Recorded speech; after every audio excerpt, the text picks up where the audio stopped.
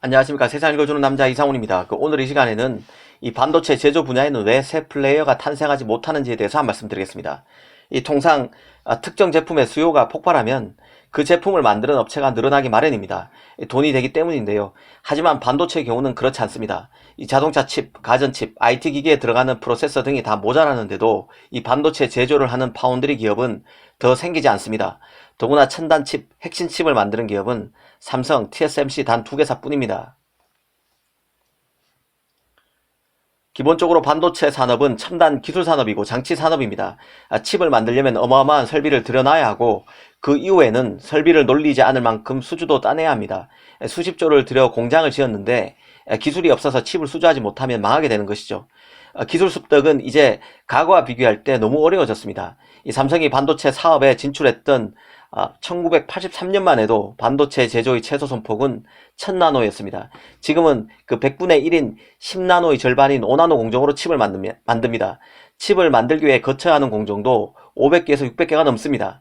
후발주자 입장에서 보면 선두 기업으로부터 반도체 인력 수십 명을 데리고 와도 공정 구현이 쉽지 않습니다. 여기에 미중 무역 분쟁 그리고 보호무역주의 여파로 이 반도체는 국가안보, 기술안보의 핵심 산업이 됐습니다. 유망 기업에 대한 M&A를 통한 기술 습득이 극도로 어려워지고 있다는 뜻입니다. 이 반도체 기업이 기술 산업이고 장치 산업이기 때문에 몇몇 기업이 분야별로 독과점하고 있는 상황이라 돈으로 이들 기업을 사기 위해서는 각국 정부로부터 규제 심사를 받아야 합니다. 이제 메가딜은 성공 자체가 어려운 가시밭길이 돼 버렸습니다. 사실 이 정도는 반도체에 관심을 갖고 있는 사람이라면 아는 내용입니다. 이번에는 그 투자 관점에서 한번 따져보겠는데요. 이 반도체가 돈이 많이 들어가는 장치 산업임을 강조할 때 빼놓을 수 없는 게 바로 극자외선 EUV 노광 장비입니다. 이 노광 장치의 핵심은 빛의 파장을 최대한 줄여서 미세 회로의 해상도를 높이는 것인데요. 이 노광 장비의 발전사를 살펴보면 이 100나노부터 10나노까지는 강원의 변화가 없었습니다. 아시다시피 불화아르곤 ARF를 사용했습니다. 7나노 이하 미세 공정부터는 EUV 장비를 써야 하는데요. 이 파운드리 업체들은 한 대에 2천억 원이나 하는 어마어마한 가격의 EUV 장비 도입을 늦추기 위해서 ARF 강원을 활용한 멀티 패터닝 기법을 사용하기까지 했습니다. 하지만 그 멀티 패터닝 기법은 동일 선폭이라 해도 EUV만큼 깔끔하게 회로가 구현되지 않습니다. 이는 칩의 성능에 문제를 일으킬 여지가 있습니다. 이 파운드리 업체로서는 결국 EUV 장비 도입으로 막대한 자본 투자의 부담을 고스란히 떠안게 됐다는 뜻이기도 합니다. 사실 그 노광 장비 문제는 신규 개발 장비 도입만으로 끝나지 않는 문제입니다. 노광 장비와 함께 각종 장비 가격도 기하급수적으로 올라가게 됐습니다. 신형 반도체에 들어가는 투자 규모가 압도적으로 커지게 됐다는 뜻입니다. 이 때문에 신규 파운드리 진입이 사실상 불가능에 가까울 만큼 어려워진 가운데 EUV 장비 도입으로 최고 레벨의 팹리스와 함께하는 일류 파운드리와 그렇지 않은 이류 파운드리로 확연히 갈리게 됐습니다. 이번에는 그 기술 관점에서 한번 생각해 보겠습니다. 이 반도체 칩의 제조 공정은 갈수록 고난도의 기술이 적용되고 있습니다.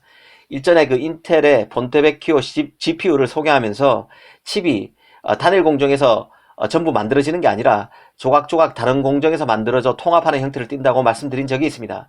이제는 각각 다른 미세 공정에서 만들어진 각기 다른 기능의 작은 칩, 이를 그 칩넷이라고도 하는데요.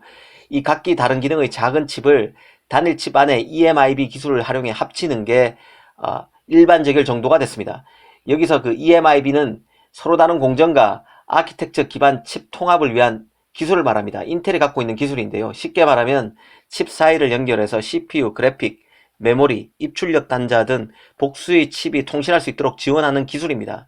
사실 이렇게 칩을 만드는 이유도 팹의 가동률과 무관하지 않습니다. CPU 등 성능이 중요한 부분은 미세 공정에서 만들고 입출력 단위나 메모리 컨트롤러 등은 좀 구세대 공정으로 만들어서 단일 칩 제조로 인한 수율 저하도 막고 가동률이 떨어질 구세대 공정의 활용률을 높이는 효과도 거둘 수 있게 됩니다. 이런 기술은 단기간에 습득할 수 있는 게 아닙니다. 오랫동안 업에 대한 집중과 헌신을 통해서 얻게 되는 노하우의 결정체인데요. 신규 플레이어가 반도체 제조에서 혜성처럼 나타나서 다크호스로 부상하기 어려운 이유기도 합니다.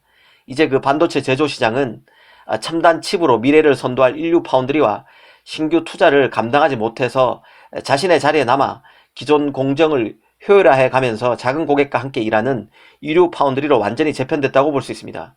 오늘 이 시간에는 왜 칩 부족 사태에도 새로운 파운드리가 생길 수 없는지에 대해서 따져봤습니다. 감사합니다.